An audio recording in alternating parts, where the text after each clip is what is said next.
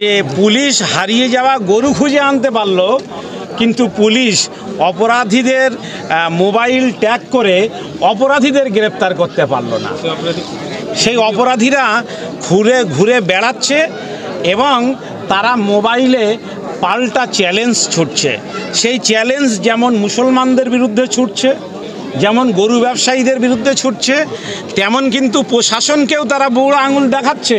গরু পাচারকারী যেখানে চলছে সেখানে ধরুক, সবাইকেই যদি গরু পাচারকারীর দলে ফেলে দেয়, অর্ডার দিয়ে গরু পাচার করছে, সেখানে গরু পাচারকারী, তাহলে মানুষগুলো কি করবে? আসেনি কোনো নেতা, ভিডিও, এটা ব্লক তো পঞ্চায়েত এলাকা, তাই তো? পঞ্চায়েত এলাকা। গরুগুলোকে কি আপনাদের কাছে পুলিশ ফিরিয়ে দিয়েছে? হ্যাঁ, এখনো দুটো পাবো। ও পুলিশ ফিরিয়ে দিয়েছে? হ্যাঁ, 12টা দিয়েছে, এখনো দুটো পাবো। দুটো পাইনি। গরুগুলো ওরাই খুঁজে এনে দিছে আমাদেরকে। পুলিশ না ওরা? পুলিশরাই। পুলিশরা খুঁজে এনে দিয়েছে। পুলিশরা গরু খুঁজে বার করতে পেরেছে, সেই পুলিশ কিন্তু আসামি খুঁজে বার করতে পারছে না। এর মধ্যে কিন্তু কোনো রহস্য এখনো, ছাড়া গরু পাওয়া যাচ্ছে, পুলিশ গরু খুঁজে আনছে, আর পুলিশ মধ্যে পাওয়া যাচ্ছে ছাড়া গরু। 2 ঘন্টার মধ্যে গরু ফিরিয়ে দিয়েছে।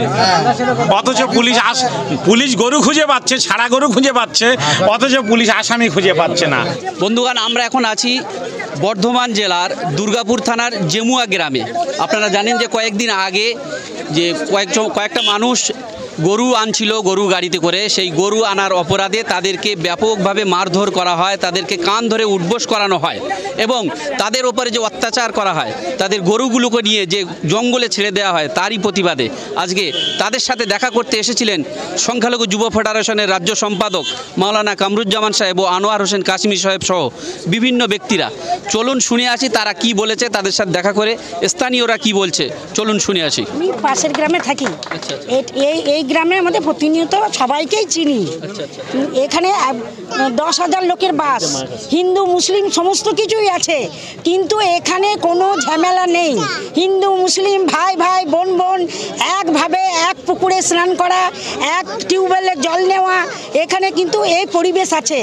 এবারে ওরা যে গরু আনতে গেছে, ওরা কিন্তু গরু পাচারকারী নয়। একটা যে মহিলা গেছে, মহিলার দুধ খাবো বলে গরু আনতে গেছে। আরও যে দুজন গেছে, ওই যে এখানে হাট থেকে গরু নিয়ে আসছে, ওরা ব্যবসা করে। হয়তো দুটো গরু নিয়ে এলো, একটা গরু একটু 5,000 টাকা পেলো বা হয়তো কিছু টাকা পেলো, ওরা ব্যবসা করে। ওরা তো গরু পাচারকারী নয়। কিন্তু ওদেরকে গরু পাচারকারী বলে যে কাগজ ছিঁড়ে দেওয়া হলো, ওদেরকে মার দেওয়া হলো, এর নিশ্চয়ই শাস্তি চাই।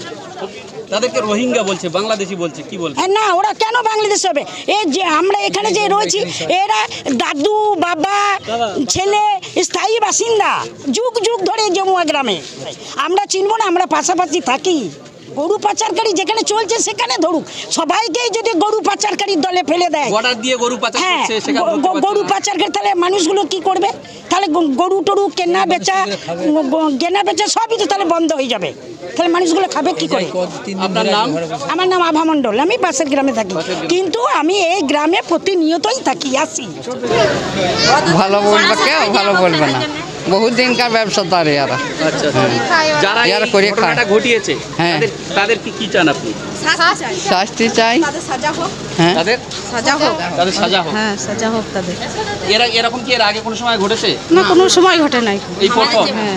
আপনাদের এলাকায় হিন্দু মুসলিম সব একসঙ্গে থাকেন? হ্যাঁ, আমরা হিন্দু মুসলিম সবাই থাকি, কোনো দিন আমাদের এরকম ঘটনা ঘটে নাই। এই প্রথম ঘটে? এই প্রথম ঘটছে। তোমাদের বাড়ি কোথায়? জেমুয়া। জেমুয়া? হ্যাঁ। ও আচ্ছা, কি ঘটনা ঘটেছে? সোশ্যাল মিডিয়ায় এই আক্রান্ত মানুষগুলোর মুখের যে কথা শুনেছিলাম, আজকে এখানে এসে দেখলাম যে পরিস্থিতি আরও গম্ভীর, আরও থমথমে পরিস্থিতি।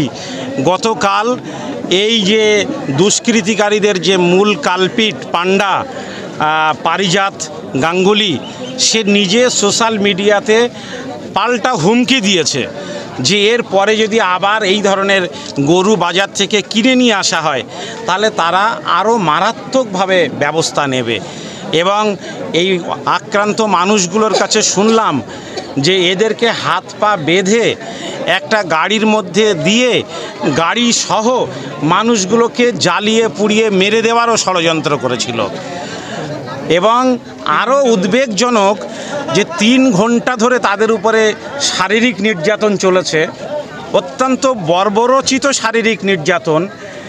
সেখান থেকে থানা মাত্র 500 মিটার থেকে 1 কিলোমিটারের মধ্যে, 1 কিলোমিটারের মধ্যে হওয়া সত্ত্বেও পুলিশ 3 ঘন্টার মধ্যে সেখানে পৌঁছে তাদের বিরুদ্ধে কিন্তু কোনো রকম ব্যবস্থা করেনি। মানুষগুলোকে কিন্তু ওই দুষ্কৃতিকারীদের হাত থেকে ছাড়ানোর ব্যবস্থা করেনি। তারপরে মানুষগুলো যখন মুক্তি পেল, পুলিশ তাদের যে 60,000 টাকা কেড়ে নিয়েছিল সেই 60,000 টাকা উদ্ধার করতে দিতে পারেনি। 14টা গরু কেড়ে নিয়েছিল, কেড়ে নিয়ে ছেড়ে দিয়েছিল জঙ্গলের মধ্যে। পুলিশ খুঁজে খুঁজে 12টা গরু খুঁজে আনতে পেরেছে, কিন্তু অবাক করা বিষয় যে পুলিশ হারিয়ে যাওয়া গরু খুঁজে আনতে পারলো, কিন্তু পুলিশ অপরাধীদের মোবাইল ট্যাগ করে অপরাধীদের গ্রেপ্তার করতে পারলো না। সেই অপরাধীরা ঘুরে ঘুরে বেড়াচ্ছে এবং তারা মোবাইলে পাল্টা চ্যালেঞ্জ ছুটছে। সেই চ্যালেঞ্জ যেমন মুসলমানদের বিরুদ্ধে ছুটছে, যেমন গরু ব্যবসায়ীদের বিরুদ্ধে ছুটছে, তেমন কিন্তু প্রশাসনকেও তারা বুড়ো আঙুল দেখাচ্ছে। আমি মনে করছি যে প্রশাসন আজকে কোন জায়গায় বসে আছে যে তারা দুষ্কৃতিকারীদের পশম ছুঁতেও ভয় পাচ্ছে। আমরা দিদির রাজ্যে এটা কিন্তু দেখতে চাইনি যে প্রশাসনের উপরে এই তাণ্ডব সৃষ্টিকারী, নিরীহ মানুষের উপরে অত্যাচারকারী, জুলুমকারী তারা এতটা শক্তি ভোগ করবে। আমি মুখ্যমন্ত্রীর কাছে গিয়েছিলাম, বিভিন্ন সংগঠন থেকে 5 জন প্রতিনিধিকে তিনি ডেকেছিলেন, বিধানসভায় আলোচনা হয়েছিল, রাজ্যের মুখ্য সচিবও সেখানে ছিলেন। ওবিসি নিয়ে আলোচনার পাশাপাশি এই শ্রমিকদের নিরাপত্তার বিষয়টা আমি মাননীয় মুখ্যমন্ত্রীকে জানিয়েছিলাম। মুখ্যমন্ত্রী বললেন, ভারতবর্ষের বিভিন্ন রাজ্যের শ্রমিকদের থাকার দরকার নেই, তাদের বলুন পশ্চিমবাংলায় ফিরে এসে পশ্চিমবাংলায় তারা এখানে কাজকাম করে খাক, এখানেই তারা নিরাপদে থাকুক। কিন্তু মুখ্যমন্ত্রীর বৈঠকের 1 মাস যেতে না যেতেই দেখলাম যে এই বাংলাতেও আজকে শ্রমিকরা বিজেপি আশ্রিত সাম্প্রদায়িক দুষ্কৃতিকারীদের হাতে তারা অত্যাচারিত হচ্ছে। তাদের হাত থেকে এই শ্রমিকদের প্রাণ বাঁচানোটাও আজকের কঠিন এক চ্যালেঞ্জে পরিণত হয়েছে। তাহলে মাননীয় মুখ্যমন্ত্রীকে তাই আমি আবার সেই মিটিংয়ের কথা স্মরণ করিয়ে দিতে চাইছি, আর মুখ্যমন্ত্রীকে এটা বলতে চাইছি, তাহলে শ্রমিকরা তারা গুজরাটে নিরাপদ নয়, তারা মহারাষ্ট্রে নিরাপদ নয়, তারা হরিয়ানা আসামে নিরাপদ নয়, উড়িষ্যায় নিরাপদ নয়, পশ্চিমবাংলাতেও কি শ্রমিকরা নিরাপত্তা পাবে না? পশ্চিমবাংলাতে তাদের বাড়ি থেকে 6 কিলোমিটার দূরে গিয়ে যখন তারা ব্যবসা করছে, তখন তাদেরকে সেখানে ধরে বলা হচ্ছে যে তোমরা রোহিঙ্গা, তোমরা বাংলাদেশি। এই কথাই বাংলার মধ্যেও শুনতে হবে। আর যারা বলবে তারা মোবাইলে পাল্টা হুঁশিয়ারি দেবে। পুলিশ সেই ভয়েতে টেবিলের তলায় লুকিয়ে যাবে, পুলিশ সেই ভয়েতে অপরাধীদের পশমে স্পর্শ করবে না। আমরা কোথায় বাস করছি, বাংলা কোন দিকে এগোচ্ছে, এটা কিন্তু মুখ্যমন্ত্রীকে ভাবতে হবে। এর বিরুদ্ধে মুখ্যমন্ত্রীকে কড়া ব্যবস্থা নিতে হবে। এখানকার যিনি আইসি আছেন, প্রয়োজনে তাকে ট্রান্সফার করতে হবে। যিনি এসপি আছে, তার সঙ্গে যদি বিজেপির সম্পর্ক হওয়ার কারণে যদি এই বিজেপি আশ্রিত দুষ্কৃতিকারীদের গ্রেপ্তার না করে, তাহলে এসপিকেও 24 ঘন্টার মধ্যে ট্রান্সফার করা হোক এখান থেকে।